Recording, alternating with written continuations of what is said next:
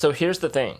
If you invest in crypto, you have to have a self-custodial wallet. We've all seen what happened to FTX, and then BlockFi recently filed for bankruptcy for the second time. And that's why if you have a lot of crypto and you don't want to lose access to this crypto, you need to transfer this money off the centralized exchanges, because on the centralized exchanges, somebody else takes custody of your account, but in case of a self-custodial wallet, you're the owner of the private keys and you decide what to do with your crypto. And as I always say, the best option to store your crypto is a hardware wallet such as Ledger or Trezor, but if you don't have access to this wallet or you don't have the means to get one, there are pretty good software wallets out there, and in this video I'm going to walk you through Trust Wallet.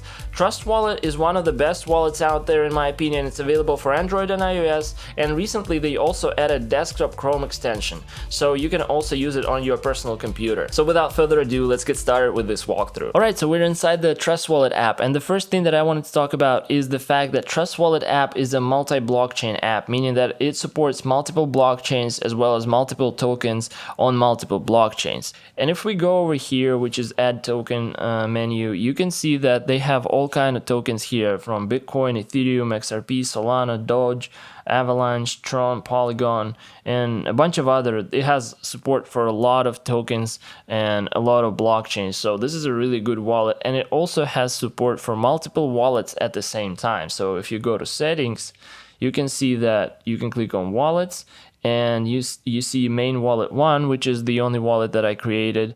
And you can also add another wallet here. If you click plus button here, you see private and secure, and you can create a new wallet. Or you can import another wallet, and you're gonna have two wallets, and basically you can switch between different wallets right here. So knowing that, let's go over the home screen real quick. So on the top left corner we have notification. So notification will let you see all the notifications that you would get whenever somebody sends you crypto, or you send yourself crypto, or any other notifications related to your wallet. It's going to be here. Since I don't have any, I have nothing to show, but otherwise it's going to be here listed, and you can just read your notifications.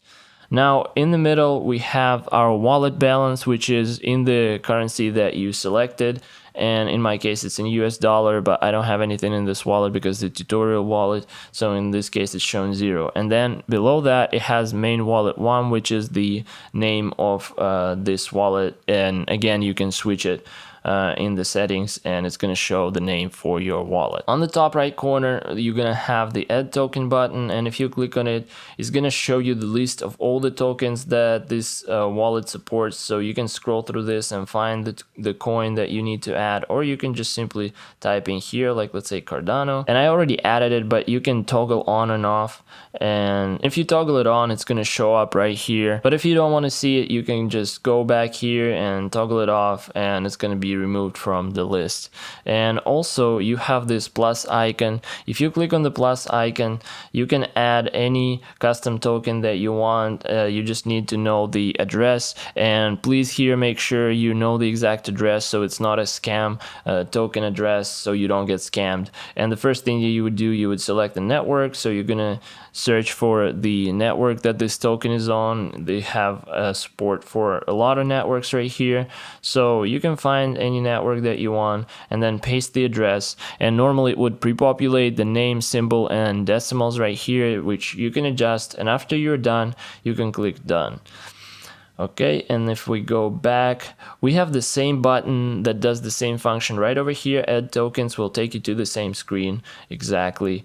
And at the beginning, you're gonna have this list pre-populated when you first set up your wallet, and it's pre-populated with Bitcoin, Ethereum, and then BNB on Beacon Chain, and BNB token on Binance Smart Chain. And normally you would use Binance Smart Chain. I haven't seen BNB Beacon Chain being used that much, so don't get too confused about that. You can even remove it if it gets you confused to a point where you're not sure, by accident you can just use this address to receive your crypto, and then it's just gonna get lost. All right, over here we have send, so that's self-explanatory. If you have any tokens that you would like to send to any other wallet, you can just click send.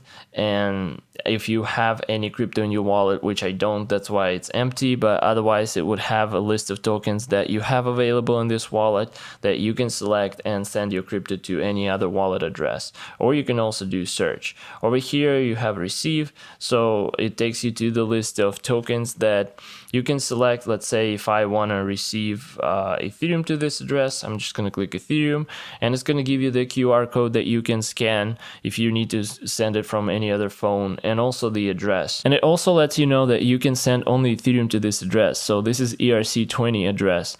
Sending any of the other coins may result in permanent loss. So you can also copy this address right here. If you're using the same phone to send to this address, you can set the amount of tokens that you want to receive. And you can also share this if you need to share it to a friend to send you crypto. Another option at the bottom that you see is deposit from exchange, meaning that if you have any funds in any centralized exchange, like let's say for Ethereum, they have support for Binance and Coinbase. If I click on this, it will take me directly to my Binance or Coinbase account. It will pre-populate this address, so I can just double check after that and send from Binance or Coinbase to my Trust wallet. The next option here is buy. So you can choose whatever cryptocurrency is supported for the buy option here. There's a bunch of support here for the tokens. Let's say if I want to buy Bitcoin and I go to the next screen here, it's going to offer you to buy Bitcoin. It's pre-populated. You can adjust whatever amount you want to do. Let's say if I want to do 100, I can set up 100, and it's going to tell you how much Bitcoin you're going to get. And Trust Wallet is using third-party providers. Like in this case, it says that MoonPay offers the best rate of Bitcoin for your dollar, and you can also click on it and check any other providers that are available here. But in general, I wouldn't use this option because it's really expensive, and it's just easier to buy it on any centralized exchange or any other trading platform that has cheaper price for any crypto, because usually here it's not the best price, and I wouldn't suggest using it. But however, if you just want convenience and you want to use it real quick here, then you can do that as well, but I don't recommend that.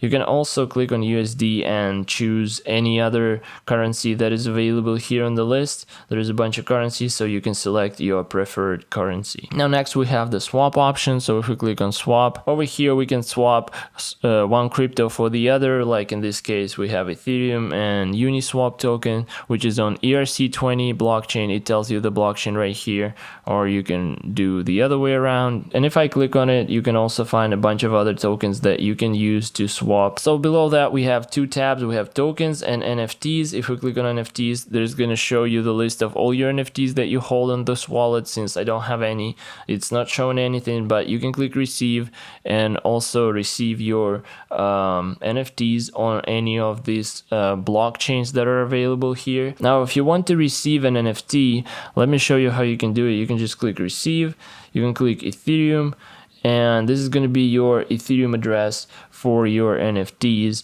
and this is what you're going to use to send your NFT to. Now if I go back to tokens, over here we have the list of tokens. Again, if you add any token such as Cardano and XRP and I go back, it's going to populate on the list. And if I click on Ethereum, let's say, it's going to take me to the next screen where it's going to show you my Ethereum balance.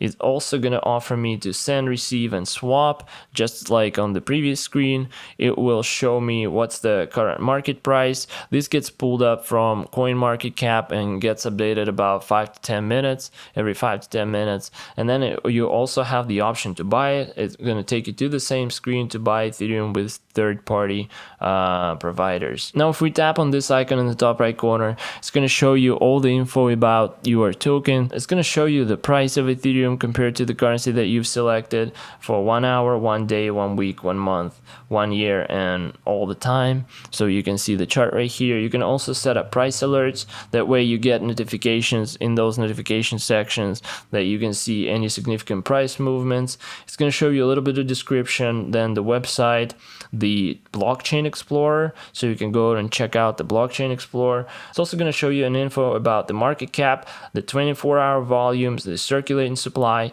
and the total supply. And you can also go directly to CoinMarketCap to see info. If I click on this, it's going to take me to, let me just close it out real quick. It's going to take me to Ethereum on the CoinMarketCap, so you can check all the info right here as well. So let's go out of here. If you have any transactions such as receive, buy, or send, you're going to have a list of transactions listed here. Since I don't have anything right now, it's just showing that transactions will appear here.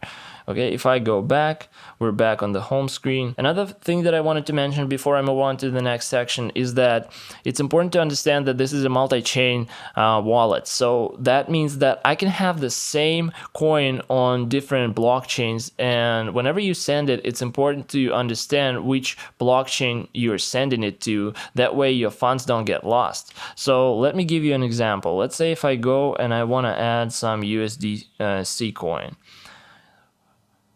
We have multiple USDC coins right here on different networks. So let's say that I want to add the ERC20, which is Ethereum network, and then let me add some other one.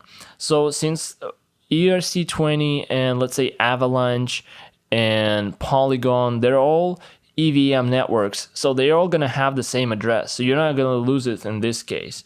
But let's say I have some blockchain that is not EVM compatible blockchain. So let's do Stellar. Let's say I want to add Stellar, and I go back. Now I have two USDC coins. So it's important to understand that now I have two USDC coins, and from this, now I have two USDC coins, and I cannot tell which one is which. So if I click on here, over here in the top left corner, it tells me which blockchain this is. In this case, this is ERC20. And if I click receive, this is going to have this address ending in A4E. If I go back and I click on this one, it says here Stellar. And if I click receive, now it has a completely different address. So please make sure that you pay attention to this whenever you're sending your coins, so you send them to the correct blockchain, because you can add the same coin on a different blockchain, and if you use that address, your funds might get lost when you transfer them. So please pay attention to that. Now moving on, we have 4 tabs at the bottom. We have Wallet, Discover, Browser, and Settings. So Wallet is the first tab. That's the one we're on right now. And if I go to Discover, over here we have a bunch of suggestions for you. So let's say we have competitions currently. There is a Football Fever 2022, probably because of the World Cup. Then we have staking. So what it does is basically, if I click on it, it offers you all the coins that you can stake and earn passive income, and it also shows you the APR right here. So let's say for native Evmos, it's offering 134% APR right now. For Polkadot, it's offering 15.41%, and for Solana 6.5. So you can do staking right here. So it's just for you to understand which coins you can stake directly on the Trust wallet. Now you have DeFi tokens, which is the same thing that the tokens that you can use on DeFi or decentralized finance, and then lending and borrowing tokens, and then smart chain tokens, and a bunch of other stuff that you can discover. They also have DeFi protocols, which will take you. So let's say if I want to go to Uniswap, it's going to open basically like in the browser. It's going to go to the Uniswap, which is the decentralized exchange. Moving on to the next step, if I go to browser, this is basically what it means. It's like a browser within the app that you can navigate to any of the decentralized exchanges. It also has the list of DeFi protocols that you can directly go from here, and I would suggest you use this option because they already have the correct websites, because there's a lot of scam websites that look similar to the original ones, but they're actually scam websites trying to trick you, because maybe they have a different domain, or maybe they have a misspelled name instead of, let's say, Pancake Swap, they would use 2K or something like this. It's just an example. Just try to trick you to so you can connect your wallet and they can drain it. So I would suggest using all these suggestions here, because that way you know that this is going to take you to a legit website. However, if you know the URL and you checked that this is the correct URL, you can enter any URL over here and it would take you to any URL, just like a normal browser such as Chrome would do. But let's say if I want to go to PancakeSwap, I can just go to PancakeSwap and it's going to open it like in a browser. And later on, if I click connect, I can connect this Trust Wallet to PancakeSwap and use it on a decentralized exchange. So it's going to take you to the process. I'm going to click on Trust Wallet and it's going to say exchange wants to connect to your wallet. So if you have multiple wallets, you can just click here and you can select whatever wallet you want to choose. But in my case, since I only have one wallet, I'm just going to have this one. So I'm going to click connect. And now I'm connected. And if I were to have any tokens, I can just swap it directly here on any of these decentralized exchanges. In this case, this is PancakeSwap. So let me close that. And the next tab is settings. So if I go to settings, I already showed you at the beginning that you can have multiple wallets. If I click on the wallet, right now I'm on main wallet 1, but I can add another wallet or import another wallet that I already have, and I can create multiple wallets on the Trust Wallet, if that makes sense, because it's basically going to store multiple private keys, because each seed phrase converts into a private key that is being stored on your phone in the cache of your phone, and that way the app knows that you have multiple wallets and which private key to use when accessing the blockchain. So in this case, it can store multiple private keys and you can add multiple wallets under the same wallet app. The next thing is the dark mode. You can toggle on or off dark mode if you want. I prefer to keep it dark. Then you have price alerts. If you go to price alerts, you can set up price alerts for any of the tokens, like let's say Ethereum, BNB, or Bitcoin, or you can click plus and add any other token that you want to set a price alert for. And the next thing is scan QR code. So you can use this and you can scan any of the QR codes to send the crypto from this wallet to any other wallet or exchange that you want to send it to. The next thing is Wallet Connect. This is what a service that is used to connect to the decentralized exchanges, like previously where I showed you how to connect to PancakeSwap. You can click on Wallet Connect and you can make new connection. And again, you can scan a QR code if you have a QR code available. Okay, the next thing that we have is preferences. If we go to preferences, here we can select the currency, and let's say if I want to switch to British pound. So if you go here, it's going to show you now the balance in the British pound, and you can update it to whatever currency that you're using. The next preference here is the app browser. So you can enable or disable. If I disable it, you can see that the browser is gone and that option is not available. So for whatever reason, if you need to disable it,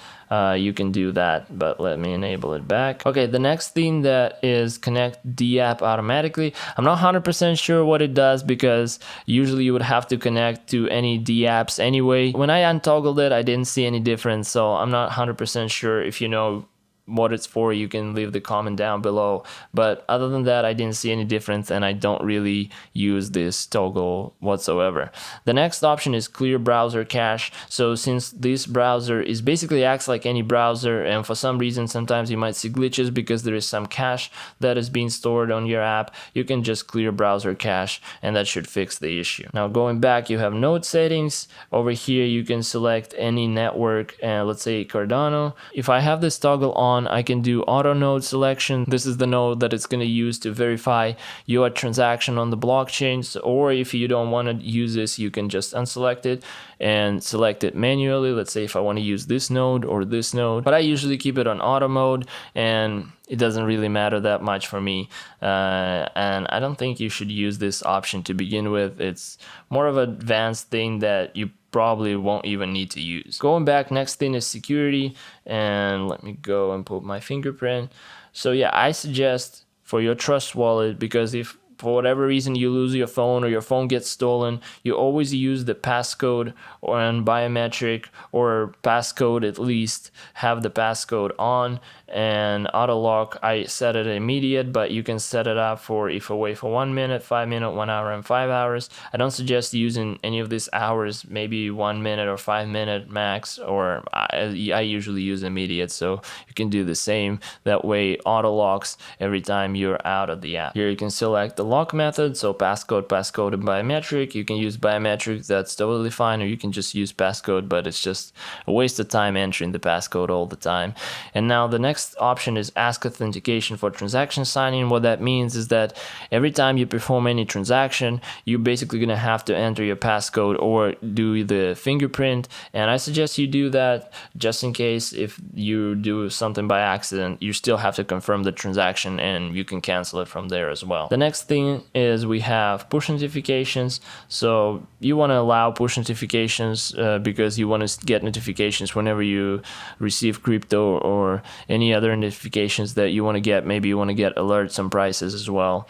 So yeah, you want to leave that on. If you want to do product announcements, you can also leave it. That just announces some stuff for you that Trezor Wallet is adding more features or anything like that, or you can toggle it off if you don't want to receive any updates on that. The next thing is Help Center. So Help Center is going to take you to your help page for the Trezor Wallet, and over here you can find answers to the most common questions that you would need to know, and it has a bunch of info there as well. The next page is the About page, which is self-explanatory, and it has all the information about the app. And next we have all the social media links such as Twitter, Telegram, Facebook, Reddit, and YouTube. Alright guys, and that was it for this tutorial. If you enjoyed the video, please give it a thumbs up to help YouTube algorithm, and if you want to see more stuff like this, please subscribe to my channel down below and hit notification bell to get notified new video comes out. And if I haven't covered some topic or you want to know more about something specifically, please drop me a comment down below, and if some topic gets a lot of comments, then I might record another video to help you out on some topic regarding the Trezor Wallet. Maybe I missed something. Again, thank you guys all so much for watching. I really appreciate your time, and I'll see you all guys in the next one.